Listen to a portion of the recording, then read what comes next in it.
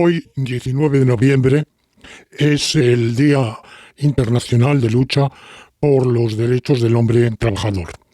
El día de la afirmación de las aspiraciones y reivindicaciones del sexo varonil en general, hombres, niños, mancebos, pero con un énfasis particular en las legítimas aspiraciones de los hombres trabajadores que en la sociedad actual están quebrantados, postergados e incluso en muchos casos totalmente negados.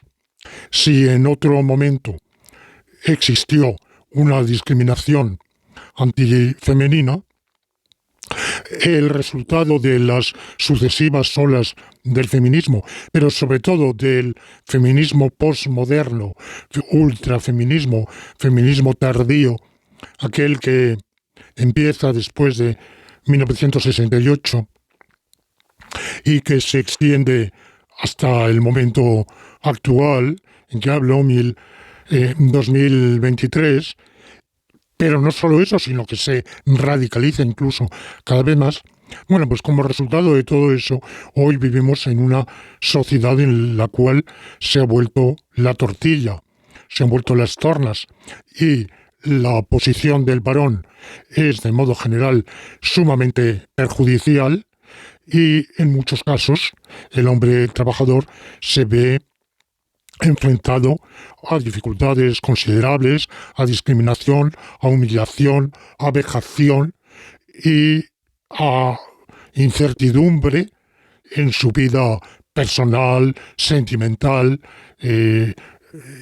amorosa, pero también académica y profesional, exclusivamente por culpa de haber nacido de sexo masculino y no haber optado por hacerse un trans, porque esa opción siempre existe, valga lo que valga y tenga los efectos que tenga, pero permite escapar al estigma que acompaña en la sociedad actual el mero hecho de ser de un ser humano de sexo masculino. La sociedad tradicional ha sido caracterizada como una sociedad de predominio, prevalencia o supremacía varonil.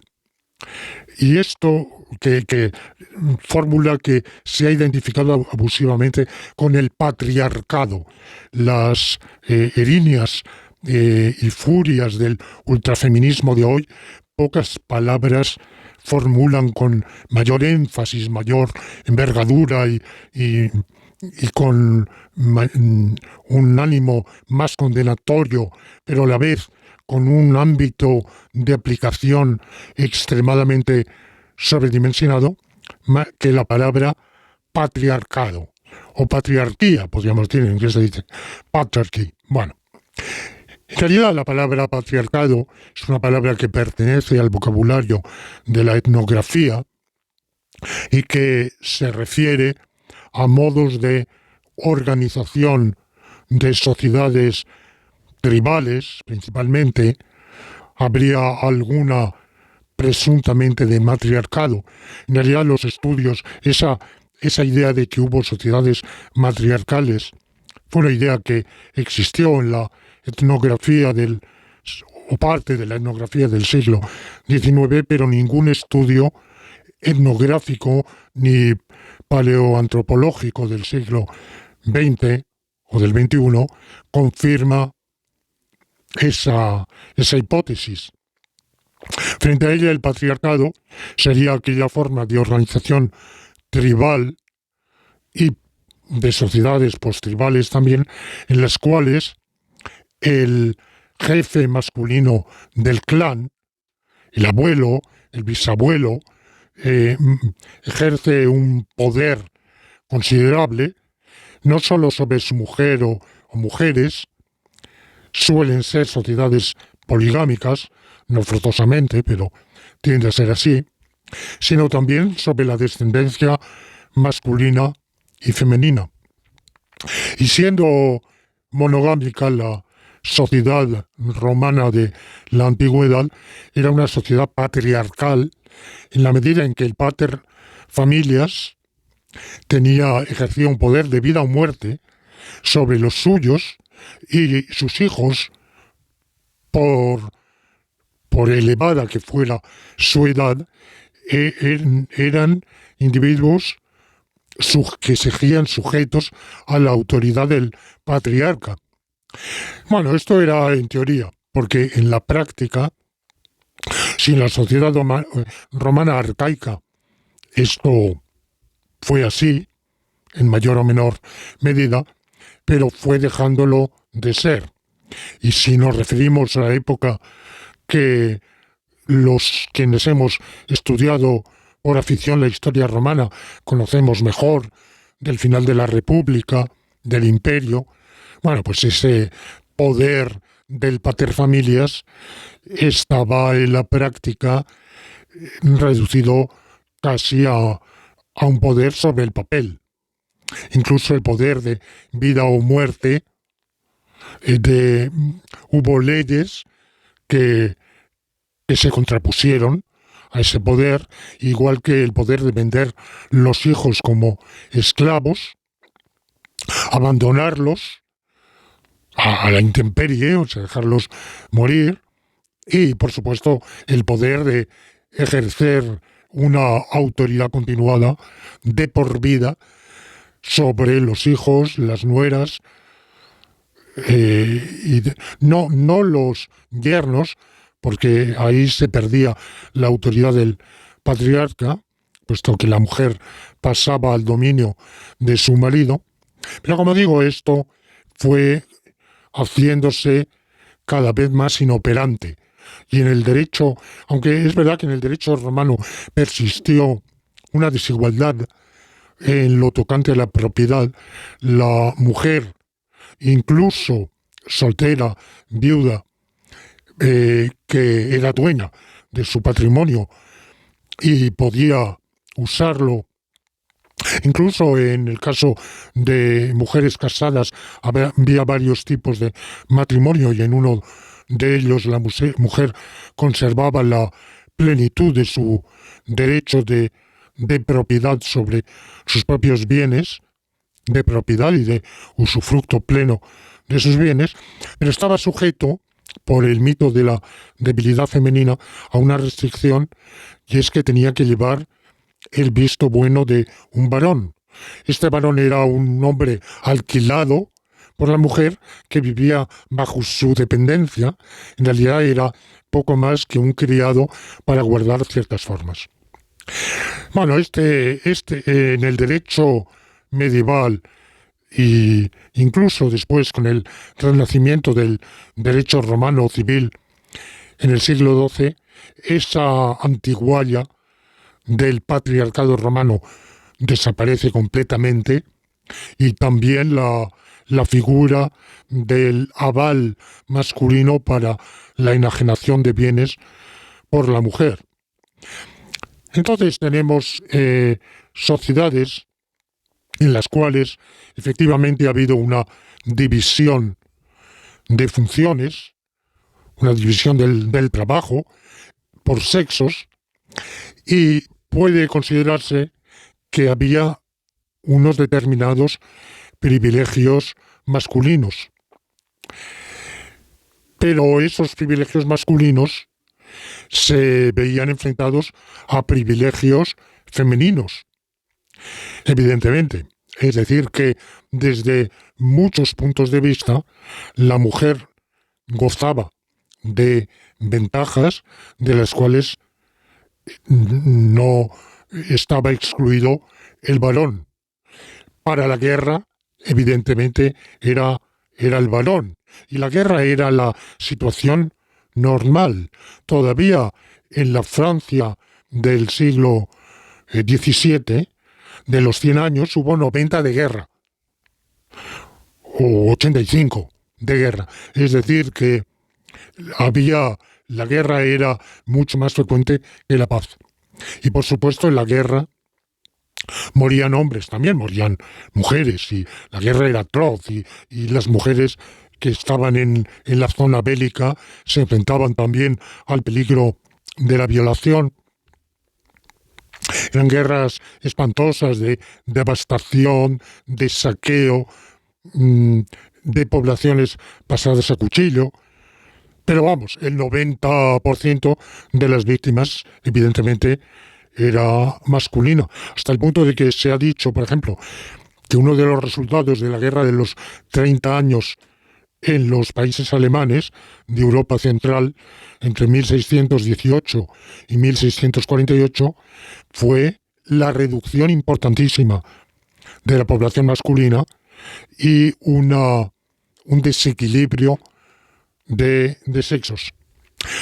También hay que añadir que entonces y ahora los trabajos peligrosos solían hacerse eh, por los hombres. Todavía hoy el 95% de los accidentes laborales mortales tienen como víctimas a hombres, no mujeres. De manera que podemos decir que cuando se habla de la sociedad con supremacía masculina, esto es cierto de modo general, en el sentido de que las posiciones de poder eran acaparadas, tendían a ser monopolizadas por individuos de sexo masculino, que el acceso al poder por mujeres en algunos sistemas monárquicos, no todos, era posible, pero en casos muy limitados, que también la educación, la enseñanza, el acceso a la alta instrucción tendía a ser privilegio o monopolio masculino, lo cual no siempre sucedió, ni mucho menos en la antigüedad clásica. No sucedía forzosamente.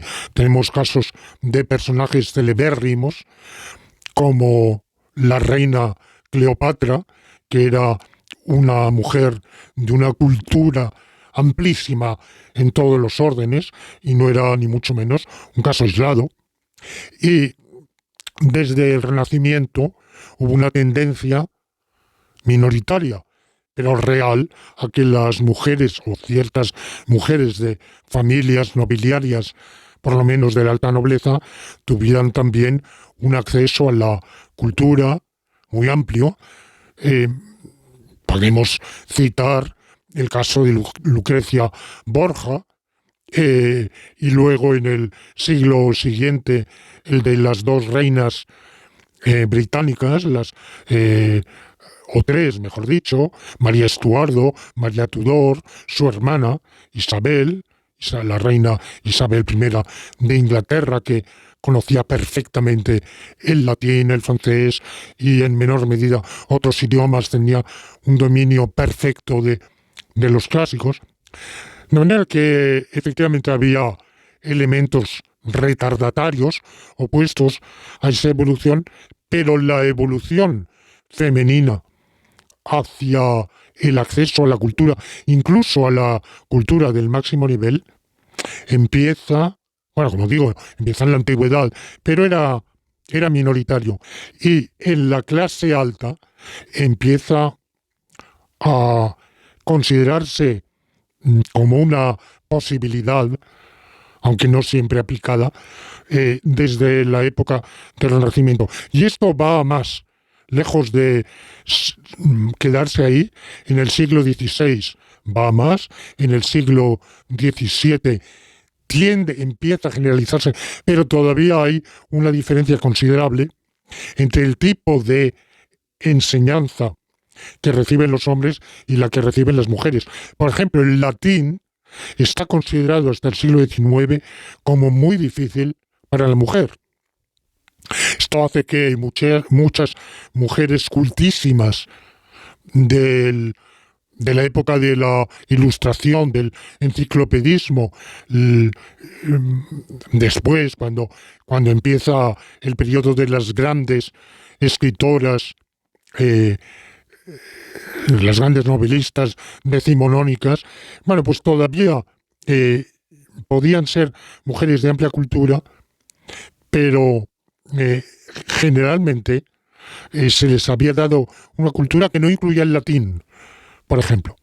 Ese tipo de discriminación va a ser uno de los blancos de la primera oleada feminista. En el año 1405 apareció publicado un libro cuya autora era Christine de Pizan, Cristina de Picenzo, que había nacido en Italia, pero su padre había emigrado a Francia, pertenecía al ambiente de la corte del rey Carlos VI y vivió un periodo terrible de la Guerra de los 100 años entre Francia e Inglaterra, entrecruzada con la guerra civil en Francia entre los Bourguignons y los Armagnac, y en todos esos episodios ella intervino porque militaba del lado de los borgoñones, y después de una novela, la novela de la Rosa, que había escrito, bueno, es una novela medieval que tuvo varias versiones, y concretamente la última que nos interesa aquí es la de un autor, Jean Demeun. Era una obra misógina, calumniadora hacia la mujer, a la que presentaba como seductora, engañosa, infiel. Bueno, este señor Jean Demeun seguramente había tenido malas experiencias y las generalizaba. Y Cristina de Pizan escribió contra él una refutación de su obra, en la cual demuestra la falacia de sus argumentos, la vulgaridad de sus expresiones y sentimientos, y los motivos que hay para rechazar esa visión negativa de la mujer.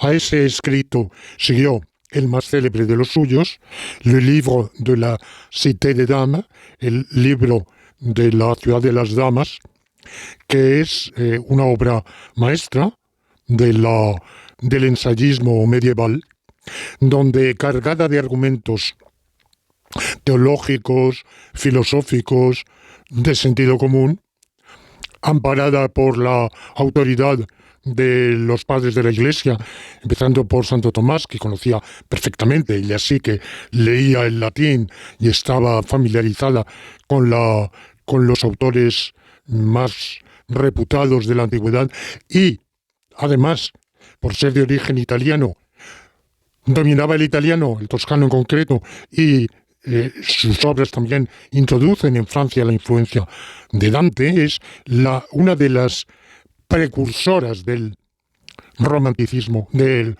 Renacimiento en Francia. Bueno, pues en este libro, el libro de la ciudad de las damas, no es un libro como hoy el neofeminismo podría imaginar, donde mandan las damas, no, es un libro en el cual las damas son debidamente valoradas y respetadas.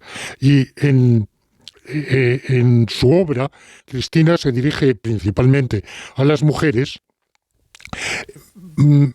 manifestándoles cómo han de demostrar sus méritos para que la sociedad valore debidamente su aportación. La idea de Cristina es que la vida humana, la ciudad, la sociedad político-civil no puede existir sin la aportación femenina, y que esta es tan valiosa como la masculina, es diversa, ya de valorarse. Cristina, después de eso, escribió nada menos que un libro de arte militar, de arte de la guerra, arte bélica.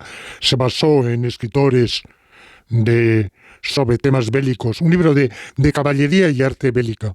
Se basó en los escritores antiguos, Bueno, el hecho, ella es una figura excepcional, evidentemente, pero el hecho de que a fines del siglo XIII y comienzos del XIV se elija una figura femenina así, una de dos: o pensamos que es un ejemplar absolutamente único, o pensamos que no lo es, sino que el papel de la mujer en la sociedad no era lo que se suele pensar, el de una sujeción a una cuasi esclavitud o servidumbre, sino que, pudiendo decirse que era un lugar supeditado o subordinado, esta subordinación no era absoluta, no excluía determinados privilegios y no excluía la posibilidad, por lo menos en algunos casos, de una elevación social. Contemporánea con Cristina, un poco más joven, es la figura de Juana de Arco, figura también excepcional, que juega un papel que no se ha explicado. Los historiadores no tienen una explicación adecuada de cómo una mujer supuestamente de baja extracción llegó a jugar un papel tan importantísimo.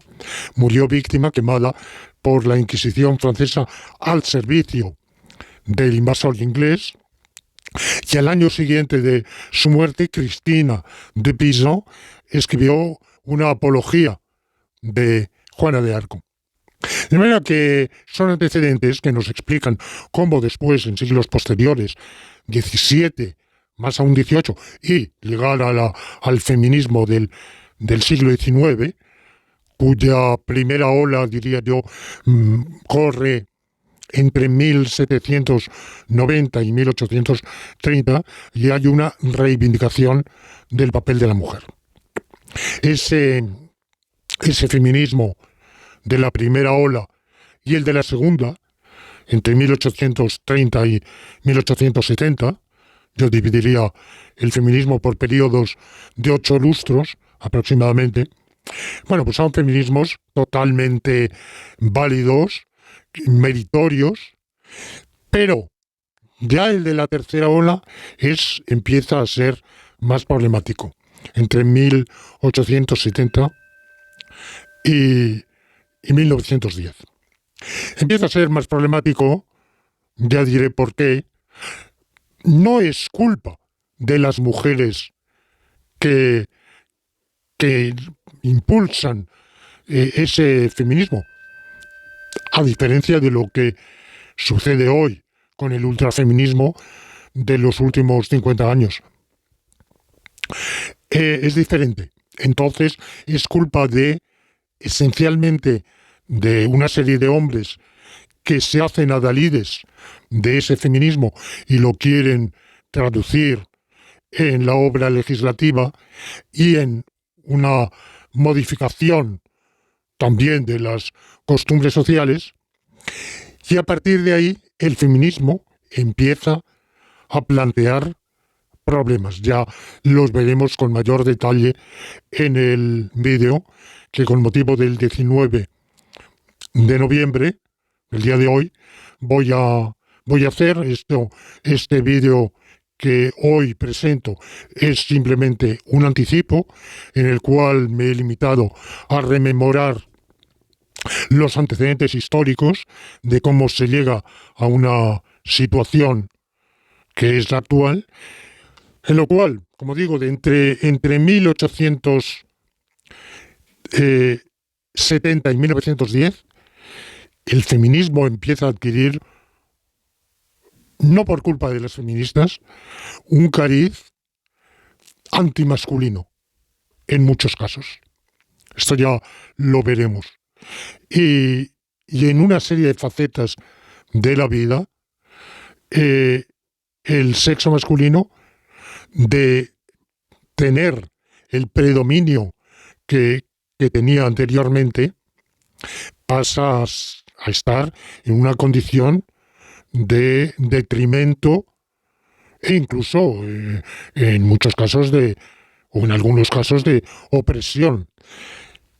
Pero entre esa época en que tales fenómenos, aun amparados por la ley, afectaban, sin embargo, en la práctica a una minoría, pasamos a la situación existente de 1970 para acá y sobre todo en el último cuarto de siglo, en que la situación se ha invertido y verdaderamente hoy, si en 1869 John Stuart Mill publicaba su libro de Subjection of Woman, la sujeción de la mujer, hoy no es nada exagerado hablar de la sujeción del hombre. La sujeción del hombre, la sujeción jurídica del hombre, es una obra que uno de los primeros antifeministas, de los cuales hablaré, que es Edward Bucks, escribió en el año 1913. Y se basaba en su experiencia, él era un abogado, se basaba en su experiencia jurídica. Es un libro documentadísimo, irrefutable, porque los datos que aporta no tienen vuelta de hoja, pero el alcance real en la vida general de la población es más problemático, en la medida en que él se refiere a privilegios que el legislador había otorgado al sexo femenino en detrimento del masculino, privilegios que se planteaban sobre todo cuando había litigios ante los tribunales. Pero como la mayor parte de la población entonces y ahora no está litigando, pues el impacto en la sociedad de tales privilegios era limitado. Y persistían todavía, por otro lado, jurídica y consuetudinariamente, ciertos privilegios masculinos. Hoy en día, tales privilegios han sido eliminados y, en cambio, se ha creado una situación cultural, jurídica, consuetudinaria, en todos los órdenes, en los cuales incluso la situación del hombre, de muchísimos hombres, de muchísimos varones, es la de seres sometidos a humillación, vejación, descrédito, sospecha, presunción de culpabilidad, menores oportunidades de carrera académica, menores oportunidades de promoción, menor reconocimiento, e incluso las profesiones masculinas, predominantemente masculinas, no tienen el prestigio, el reconocimiento, el agradecimiento que se podía esperar en la sociedad. Bueno, pues esto es lo que voy a desarrollar con mayor detalle en el vídeo que anuncio, y como digo, el actual es exclusivamente un anticipo. Y por supuesto que mi intención, como era la de Bucks, la de el autor que he citado, socialista, comunista, de la primera época, Edward Bradford Bucks, es la igualdad de los sexos, una sociedad de igualdad de los sexos. Este era su primer propósito, aunque la amarga experiencia que luego tuvo como abogado lo llevó en su etapa tardía a una visión diferente, en que consideró que, dados los privilegios que había adquirido la mujer por esa obra legislativa, sería injusto negar al hombre aquellos que todavía poseía. Bueno, evidentemente, esta no es mi visión, ni seguramente había sido la suya cuando empezó a escribir sobre ese problema en los años 80 del siglo XIX, sino que es la de auténtica, genuina igualdad de derechos de todos en la sociedad, independientemente de su sexo. Y con alguna exclusión a esa igualdad de derechos, en el sentido de que excepcionalmente, para algunas tareas, concretamente para la conscripción militar, el hombre puede estar sometido a deberes, legítimamente, a los que no esté sometido el sexo femenino. De manera que yo también soy partidario de un privilegio en un punto muy determinado para la mujer, pero exclusivamente en eso. En lo demás creo que debe de existir una igualdad de derechos. Pero insisto, igualdad de derechos. Porque si hablamos de igualdad de oportunidades, amigo, lamentablemente esa palabra oportunidades, que se ha usado a troche y moche y que nadie sabe exactamente qué quiere decir, nos lleva por... es una palabra con truco, es una palabra con trampa. Yo hablo de igualdad de derechos y efectivamente lucho, abogo por una sociedad de igualdad de derechos. Y entonces creo que en una sociedad de igualdad de derechos, el 8 de marzo y el 19 de noviembre han de ser dos fiestas hermanadas de los dos sexos de la especie en fraternidad, en unidad, en amor, en compañía y en igualdad.